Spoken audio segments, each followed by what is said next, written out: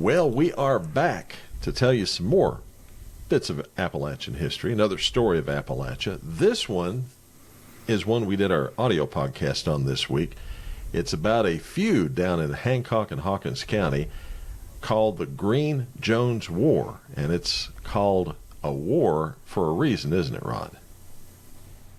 Yeah, it is, because I think a lot of people probably, Steve, think about the first thing, the Hatfield and McCoy feud. They think about, gosh, there's several up in Kentucky at one time besides Hatfields and McCoys that kind of went over into West Virginia. But, you know, this one is one I'd never heard of before till we started talking about it. And, you know, with that feud going on up at Tug Fork, you know, there at the border of Kentucky and West Virginia, here's another one going on down in Hawkins County and Hancock counties in Tennessee. And, you know, a lot of people, you know, this wasn't the thing that got the headlines. This didn't get as much headlines per se as what the Hatfields and McCoys got. But this was a bloody, bloody outright war. It wasn't as much a feud to me as it was a war. It was an absolute mess. And to be honest with you, we have been asked to do this podcast on our audio podcast for about the last year and a half to 2 years. It has taken that long to really figure out exactly what happened. There's a Wikipedia article that has no sense of the order in which these things happen. I did happen to find an article in the Rogersville Review that laid it out as a story, and that gave me a framework to do this after doing some research in the newspapers and old books and things like that. But again, as Rod said, this did not make the news much. In fact, it didn't really make the news until after 1889 or 1890, which is coincidentally about the time that the Hatfield-McCoy feud tended to kind of peter out a little bit. But it's a good story, and I guess let's just get started with this. Basically, we're going to go down to Hancock and Hawkins County down in East Tennessee.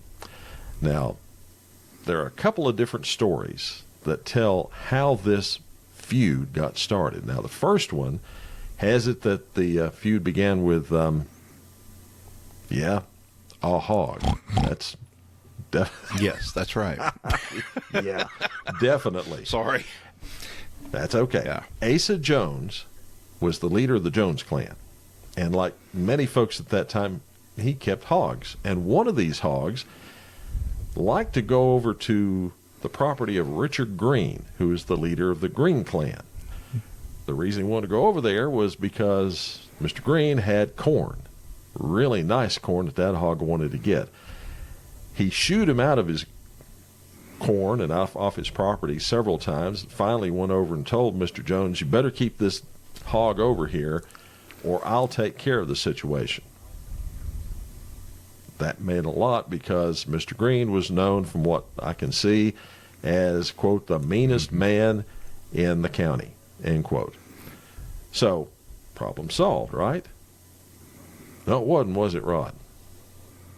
No, it wasn't. You know, and I think the quote that probably jumps out at me, too, supposedly the quote was, fix the hole in the fence or face the consequences. Mm-hmm. You know, that kind of gets me right there. That's kind of like, that's a call to action. That means you better do something about this real quick. Well, it didn't set well with Jones, Mr. Jones at all. And, well, if you're Asa, you're going to go and ignore the threat altogether, just like he ignored the hole in the fence. It didn't matter to the hog, though, because the hog was still going to keep on going over there because, you know what they say, the grass is always greener on the other side of the fence. In this case, the corn is always, well, riper, nicer, however you want to call it. But a few days later, this said hog was nowhere to be found. So I don't think the hog had a fat belly and just decided to go to greener pastures. Something had to happen to it. So Asa Jones coming around looking around, and goes over to the neighbor's farm to see if he could find it. And when he gets over there, well, he finds that hog shot dead and stuffed into that hole in that fence. Now, upon confronting Greene to talk to him and ask him, why'd you shoot my hog, or why'd you kill my hog, the first thing Mr. Jones said to him was, in a roundabout way, I told you to fix that fence in the first place or you'd be sorry. And now that pig won't tear up my corn anymore. And so with those famous words, the war was on and the hostilities began. And you can say this about it, and I think I alluded to it a little bit at the beginning of this. This other story, this talking about this right here, this feud, war, was like another feud that began with a love affair between a Jones man and a married Greene woman. And it's a story that echoes a lot like Rosanna McCoy and Jonesy Hatfield. And let's not forget, too, it's supposedly one of the things that started with the Hatfields and McCoys was a hog as well. That was one thing that was rumored to have started it. So now we're getting into a love affair thing, aren't we, Steve? Well, supposedly. Now, I just found that as supposedly. A little sidebar. I never did find anything about that other than, and we'll tell you a little bit later, a rumored love affair between some people. But that was well after the feud started. There is another story, though, and this one takes us back to the Civil War and takes us over to Newman's Ridge. Alfred Greene was caught up in the divisions of the Civil War. He didn't want to take sides. He didn't want to fight for the Union, didn't want to fight for the Confederacy. He just wanted to be left alone to live his life, take care of his farm, take care of his animals, take care of his family. So to avoid being drafted by either the Confederates or the Union, he took off to Newman's Ridge and hid out up there and left his wife, who was pregnant at the time, down at the family farm. When the baby came, word got to him that, well, your child's here. You need to come down and see him and see your wife, make sure everything's okay. So he does. He goes down to the farm, spends a little time with him, gets to know his child. But he got spotted by 3 Confederate sympathizers, members of the Jones clan. So they decided to approach the farm and open fire on it. Now, Alfred quickly hid his wife and his child and said, just stay here, I'm going to take care of this, grabs his rifle, runs out, makes it a few yards, he's shot dead. Terrible tragedy. That's, I guess, the first death in this whole thing. That started, according to this story, the second bloodiest feud in Appalachian history. Didn't finish it, though, because when Alfred's brothers, Robert and David, came home after serving in the Union Army, they hunted down and killed 2 of the men who had killed Alfred. The third one actually was driven quite insane over fear of being caught and done to, like his brothers had been done to. And this gets to another point that we've talked about in the past, and that's you got Union on one side and Confederates on the other side. A lot of these feuds were basically extensions of the Civil War, and this one is a prime example. Well, you got to remember, too, there's a couple other things. I was going to make point on something else that we were talking about earlier. East Tennessee was predominantly, I hope I'm not mistaken about this, but weren't they pro-Union? Predominantly they were. I mean, was had a lot East of East Tennessee pro-Union at that time? Yes, it was. Mostly Union. That's what I was thinking about. I was thinking about that of most of East Tennessee was pro-Union. You had Confederates in there too, and of course sympathizers and people like that. The other thing that kind of gets me is where Alfred went to go hide out, and that was on Newman's Ridge. Now, we've talked to people before on these podcasts about Newman's Ridge, and of course Mahalia Mullins, Big Haley, and so forth. And you have to understand, too, Newman's Ridge, if you look at it now, it's not exactly like what it was back in the late 1800s and early 1900s. This was probably, Newman's Ridge was, I guess, how would you define it, Steve? It's almost like a fortified thing, a fortified little place up on a mountain and stuff. You had to be really determined to get up there and get on that mountain to get somebody, if you would. I mean, let's give or take talking about Haley Mullins, Big Haley. You know, the sheriff's deputy said, you know, she's catchable, but she's not fetchable, because they couldn't have got her down off the mountain. So you got to understand there was probably a good reason why he took off for Newman's Ridge, and it's probably for some of that great protection. But then Here it is. She has the child. He has to come back down, and then that's when all this stuff hits. So let's kind of fast forward here a little bit. Talk about Robert Greene. You know, he was later a county clerk of Hancock County. He was also a deputy, and he was also a wealthy farmer, because I guess back in those times, Hancock County still is to some degree kind of farming is what it is. And that's what he made his money at, being a wealthy farmer. It also, Steve, gave him the ability to pay for guns and ammunition to kind of keep this feud and war going, so to speak, because it's said, if I'm correct on this, that he ordered so much of the stuff, he had it shipped to Rogersville by boxcar. Well, that meant somebody was really getting themselves ready for the long haul in this, whatever it might have been. And then Robert's oldest son, Orlando Greene, also known as Lander, well, he was a sheriff at Hancock County one time, and also he was killed in the line of duty. And again, Sheriff Greene, he discovered a wanted outlaw out of this whole thing. And of all things, they were at a church event at Stony Creek, and Sheriff Greene tried to arrest one William Hobbs. And when he did, this fierce gun battle ensued at all things of a church event, and Sheriff Greene gets shot and killed. Hobbs gets away and runs off to fight maybe another day. Well, I tell you what, Rod, this is particularly not part of this whole feud. It was just an interesting little side note there that I had dug up. But the feud did continue, and on Wednesday, June 1st, 1887, Tom Greene was traveling on the road to Lee Valley along the Hancock-Hawkins County line. Now, he came upon a man named Jeff Miner, who was abusing a woman, I guess his girlfriend or his wife, out there on the road. And Mr. Greene came up on him and pretty much tried to get him to stop with that. He had an argument with Mr. Greene, and after Miner told him to stop, that angered Miner so much he pulled a gun on Mr. Greene and told him that if he didn't promise then and there to keep his mouth shut about what he saw, that he was going to kill him. Tom Greene didn't make that promise. What Tom Greene did, folks, is he put his hand in his pocket, grabbed his knife, then with the other hand, he quickly grabbed that gun that Mr. Miner had, took it away from him, and then proceeded to stab him 25 times. And then, for good measure, he shot him in the head. Tom Greene surrendered to Hancock County authorities, and believe it or not, Jeff Miner actually survived that attack. The next time we see something happen is Christmas in 1887. And this one is again about the hogs, okay?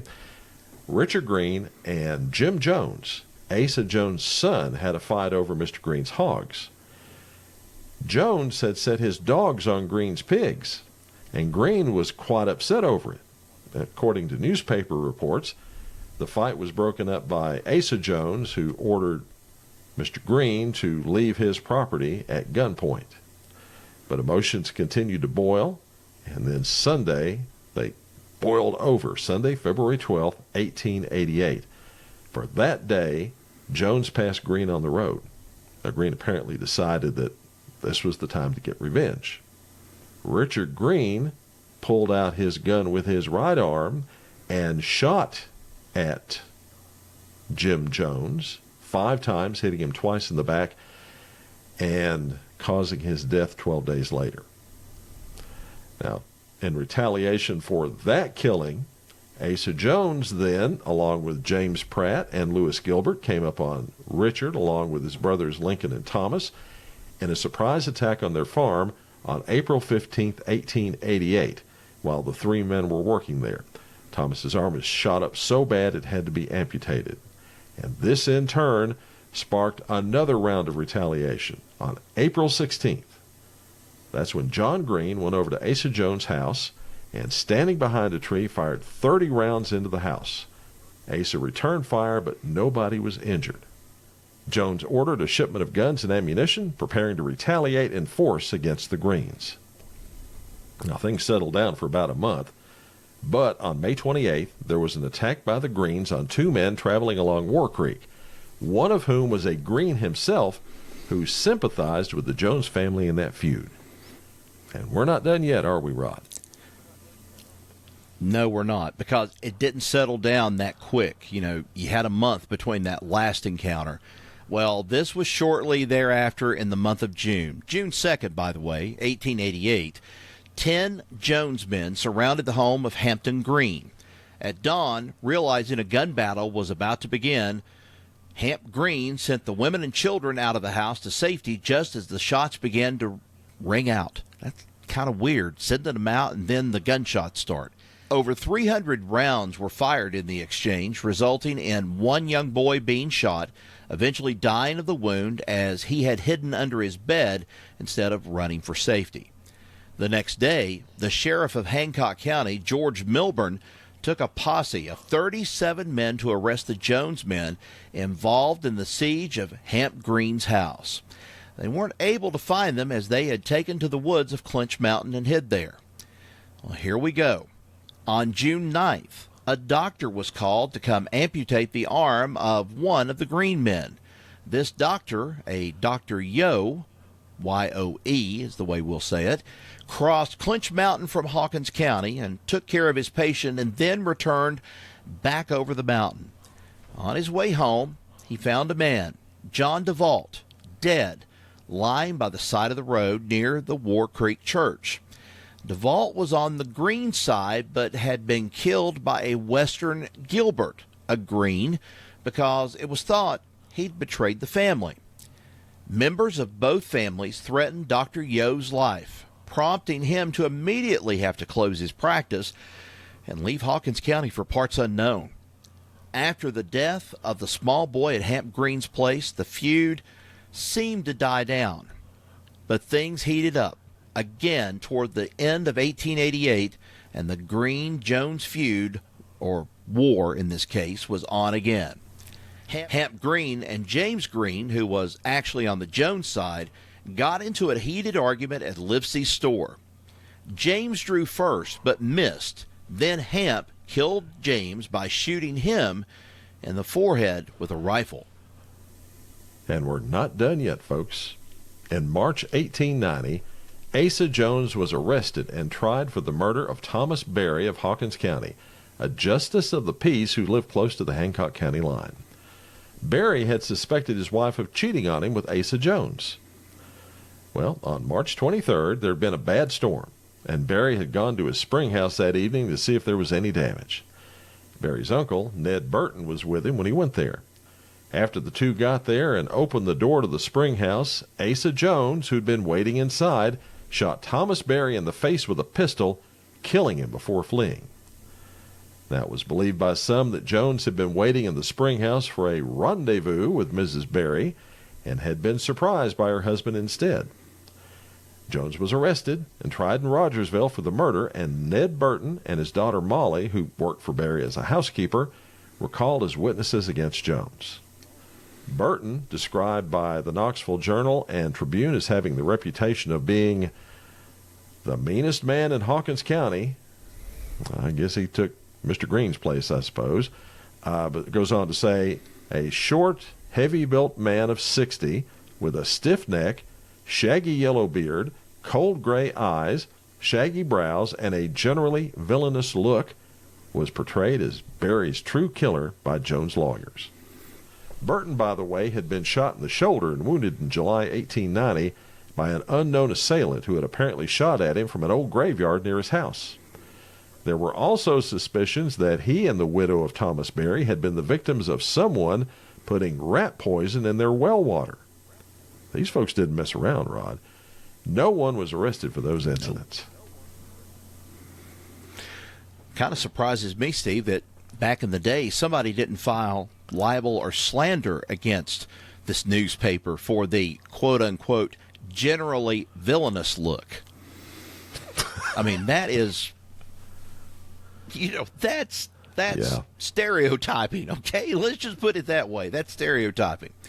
Well, anyway, Jones was found not guilty by the jury at the trial in August 1890 for the murder, but was transported to Sneedville and charged in Hancock County for his part in the Greene-Jones trouble. Richard Greene was likewise charged. In January of 1892, the two men were tried and found guilty. Jones was sentenced to a year in the Tennessee penitentiary, and Greene was sentenced to 10 years behind bars. Other minor incidents continued to happen, but by the late 1890s, the Greene-Jones War had mostly come to an end. Some people said it was because the governor of Tennessee had threatened to declare martial law and send in the state militia. Now, I know that kind of sounds in one way a little bit far-fetched or overstretched in this kind of sense, but, you know, with the way this thing was going, it wouldn't have surprised me in the least that the governor might have done something like that. I think that's why they refer to this as the Greene-Jones War and not the Greene-Jones Feud, don't you think? Well, on November 27th, 1902, the Alexandria Gazette in Washington, D.C. reported that Richard Greene, quote, the feudist who gained notoriety 12 years ago, committed a terrible tragedy, end quote. The newspaper reported that Greene was depressed, or as they put it, in a maudlin condition. Apparently separated from his wife, he went to her house and confronted her and his daughter. After that argument with his wife, he shot and killed both his wife and daughter, then shot himself through the heart, emptying all the chambers of his pistol in the process. In fact, the fire from the discharge of those bullets caused Greene's clothing to catch fire, badly burning his body. Now, there are other reports from different sources that say that he didn't actually kill the wife and the daughter, but he just wounded them. Some estimate at least 16 people died in the feud, including that young boy killed at Hampton Greene's house.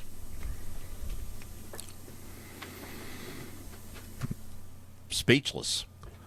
Don't know what to say about this. This is just very intense. This is more intense, I think, almost more than the Hatfield and McCoy feud. And I know there would be people that would probably say, you don't know what you're talking about. Hatfield and McCoy feud was probably one of the bloodiest things. Yeah, but this was pretty bloody. This was gruesome, downright gruesome. Just almost walking up to somebody and just saying, I'm not going to fool with you anymore. That was it. I mean, it was war. It wasn't as much of a feud like what we have kind of stayed away from in this, talking about it, because the title has been the Greene-Jones War or whatever. That's exactly what it was. It was a war. There was feuding, but not in the same way, I think, as the Hatfields and McCoys, but this was just downright awful. Yeah, it certainly was. Now, I do have to say that there are several different versions of things that happen. We just tried to pick the ones that seem to be the majority of what we had seen. So there could be some differences, and if you want to, let us know what those differences might be, you can do that on our Facebook page. We would certainly appreciate that. We did our best with this. In fact, Rod, we have been asked to do this podcast for probably the last year and a half to 2 years.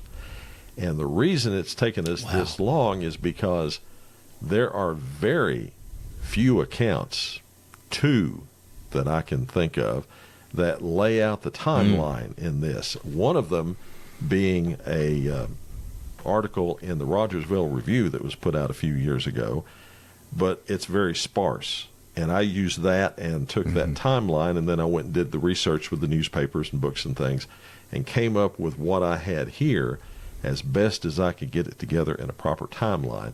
I then subsequently found a website, and just off the top of my head, I cannot remember the name of it. What I'll do is I'll try to find it and link it in the podcast show notes for you if you want to go look it out. Look it up. If you want to go look it up, it is an excellent synopsis of this entire story, and it's an ongoing process. The person that has put this together is continually updating it as he gets more information and really developing a very good story about this feud that I highly recommend that you go take a look at. But yeah, this was crazy. the newspaper articles, this is another thing. The newspaper articles all talk about Mr. Greene as being a mean, violent, vicious person. Asa Jones was always talked about as being tall and slender and well-built and debonair and a quiet man that everybody loved and all that. It's hard to tell who's on whose side with these newspapers back then. Right. Generally, they do talk about Asa Jones being a little more cultured than Richard Greene, but the man went out and shot people too. So, yeah, what do you think? What do you do? It sounds very similar. I mean, we kind of get the impression that, getting on that Hatfield and McCoy thing, talking about it.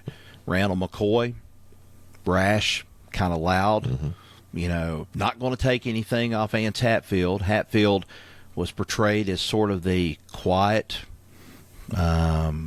elderly. I wouldn't say he was old, but, kind of statesman almost in a way, the way that he kind of conducted himself. But yet it didn't make any difference. They were all involved in this whole thing of the way that, the feud went on. And so, yeah, I agree with you. Some of these newspapers and, the accounts that they put together of this, it's kind of hard to tell which one, the side. It's not exactly as presenting it in a unbiased way.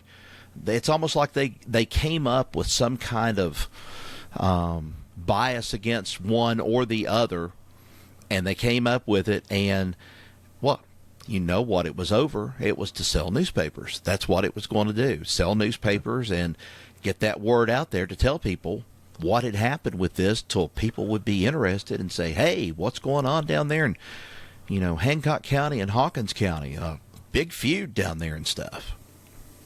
Well, that one incident that started the worst of this violence, that's that Christmas 1887 fight over that pig, just so happened to be at the same time as the Hatfields went over and attacked the McCoy cabin and shot a bunch of them.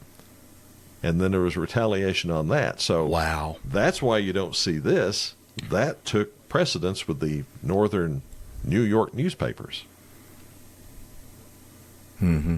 Wow. And that, folks, is the story of the Greene-Jones War, another one of the stories of Appalachia. Thanks for watching.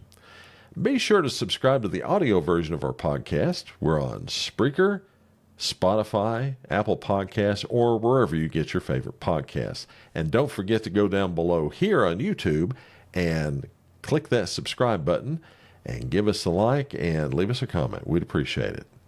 Till next we meet, y'all take care. So long, everybody.